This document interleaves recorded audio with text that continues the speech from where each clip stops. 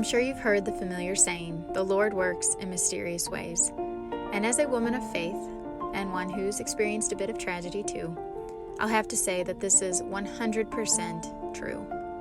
After the tragic death of my 9-year-old brother back in 2009, my family started to see God on a whole nother level. God's healing presence manifested in ways that we never dreamed was possible. And some were very unexpected.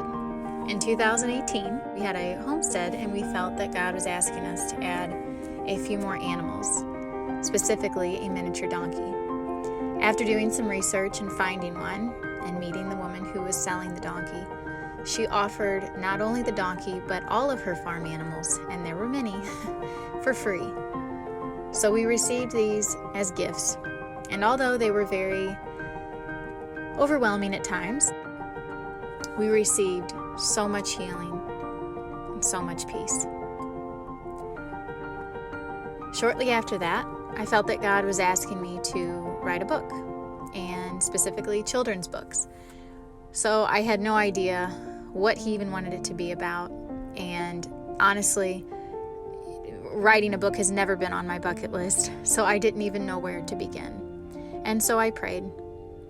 One evening, as I was laying down for bed, as soon as my head hit the pillow, the lines started coming from the story. It just started unfolding right then and there. So I sat up, I wrote everything out, and I met with my sister, who is a much better artist than I am.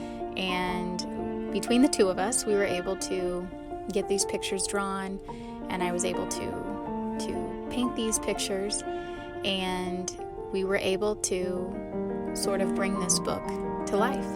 And it's a very, very simple kids book. It's a miniature donkey who doesn't fit in, and he turns to God for help and asking for a miracle. And at the end of the book, he does get that miracle. And I think as parents, we want our children to fit in. We want them to love others and to be loved.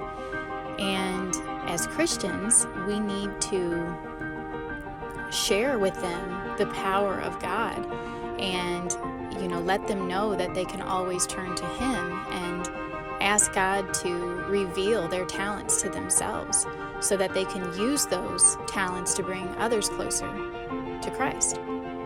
So this book is, if anything, it's a conversation starter for your child, just to see how they're doing, to harbor this relationship with God. And I truly believe that if we can somehow get our children to fall in love with the Lord, then they will be able to navigate the waters that they're in, and they will be able to accept their differences and make them their strengths.